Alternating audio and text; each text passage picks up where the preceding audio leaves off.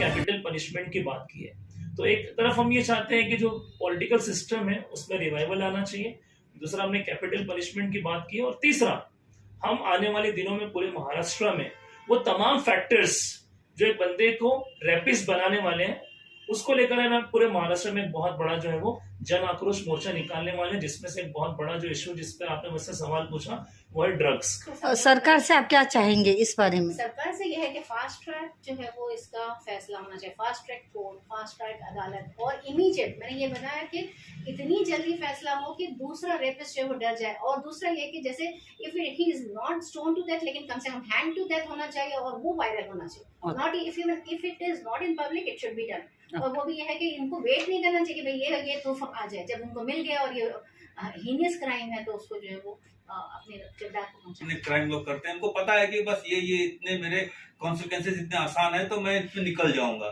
दूसरे समाज भी इतना खामोश बैठा रहता है, उसके सामने क्राइम होता है लेकिन कोई उठ के बोलना नहीं चाहता कि कौन जाएगा इतनी परेशानी मोल लेने, इतना अपनी जिंदगी जीना है। तो वो समाज भी इसमें जिम्मेदार है, क्रिमिनल भी जिम्मेदार है, और जो उनको पनिशमेंट नहीं होता है तो वो जो लॉ एंड ऑर्डर पुलिस वाले हैं और जितने इस तरह की फोर्सेस हैं उनका भी इसमें गलती है और हुकूमत का भी गलती है। वो लॉ बनाते हैं तो अपनी पार्टी को और अपने लोगों को सेफ्टी देना चाहते हैं, उसमें भी क्राइम फिर पनपता है। तो ये मल्टीपल एंगल से इसको देखना चाहिए, समाज को भी जागते रहना चाहिए, जहां भी कोई छोटा सा भी क्राइम हो उसको सीरियसली लेना चाहिए ताकि वो कल को छोटा बड़ा ना हो। मैं क्या आपसे जानना चाहूंगी कि ये नशे को कम करने के लिए आपकी पार्टी ने कोई आज तक का कुछ कार्य करी है क्या? देखिए, एक अहम चीज की तरफ आपने इशारा किया है, मैं वेलफेयर पार्टी के बैनर से कुछ चीजें आपके सामने रखना चाहता हूँ। एक तो हमने जो है वो नशे के ऊपर बहुत बड़े प्रोग्राम्स भी किए, अवेयरनेस के लिए हमने रैलीज भी की, लेकिन ये उसका परमानेंट सॉल्यूशन नहीं है। जो सोशल प्रॉब्लम जिस पर हमने आज अपनी प्रेस कॉन्फ्रेंस रखी है उसमें कहीं ना कहीं एक बहुत बड़ा फैक्टर जो वो ड्रग्स का भी है। जैसे मैं आपको एक छोटी सी मिसाल दूं कि हमारे देश की पार्लियामेंट में 543 मेंबर ऑफ पार्लियामेंट है। आउट ऑफ 543 जो 243 मेंबर ऑफ पार्लियामेंट हैं उनके ऊपर क्रिमिनल चार्जेस है, और उसमें भी बहुत सारे ऐसे मेंबर ऑफ पार्लियामेंट हैं जिनके ऊपर ऐसे चार्जेस हैं जो सेक्सुअल अब्यूज के हैं और डोमेस्टिक वायलेंस के हैं। वेलफेयर पार्टी हमेशा से ये बात लोगों के सामने करती आई है कि जब तक हमारा पॉलिटिकल सिस्टम रिफॉर्म नहीं हो जाता है तब तक देश में जो है वो एक्चुअल जो सेफ्टी की बात है, वुमेन सेफ्टी की, वो नहीं आ सकती है।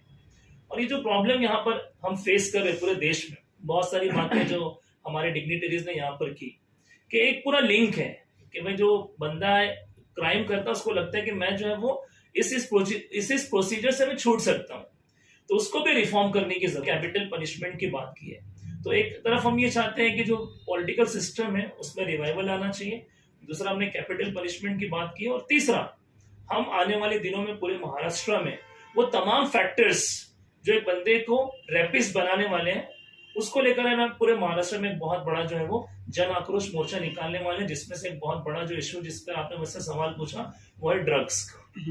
तो वेलफेयर पार्टी इसकी कोशिश में लगी। हमारे घर की और हमारे कंट्री की जो फीमेल्स है जो जॉब कर रही है या जो एजुकेशन में, उनको हर जगह एक प्रोटेक्शन की जरूरत है, क्योंकि उनका एडवांटेज लिया जा सकता है। सर्टन लोग हमेशा उसके एडवांटेज के फिराक में रहते हैं, उनको जो मौका मिलता है वो करता है। तो हमको इसके लिए मेंटली प्रिपेयर होना चाहिए और इसके लिए सब प्रिकॉशनरी मेजर्स लेने चाहिए कि जहां जहां इस किस्म के हादसा होते हैं वहां पर एक किस्म का सेग्रीगेशन, एक प्रोटेक्शन, एक फुटेज के अरेंजमेंट्स, ये सारी चीजें होनी चाहिए। ये अहम मुद्दों से लोग आवाम को भटकाने के लिए अलग अलग इशू पे काम करते हैं, और मेरा तो ये मानना है कि ये जो रेप केसेस चलते हैं ये सब सिलेक्टिव चलते हैं। अब देखिए कठुआ में जो रेप केस हुआ उसके बलात्कारियों के लिए आंदोलन निकाला गया कि उनको छोड़ा जाए। बिल्किस बानो को सजा हुई, उसको स्पेशल केस बना के उसको रिलीज किया गया, उनको फूल मालाएं पहनाई गई, मिठाई खिलाई गई। ये सिलेक्टिव क्यों है? कलकत्ता का केस हुआ, बहुत हाइप बन रहा है, बदलापुर में स्लो बात कर रहे हैं। तो ये जो गवर्नमेंट जो पावर में है ना, ये लोग अपने लोगों को बचाने के लिए सारी कोशिशें करते हैं, और यहाँ पर इनका फिर सब सारा जो इंसाफ की बातें सब धरी रह जाती।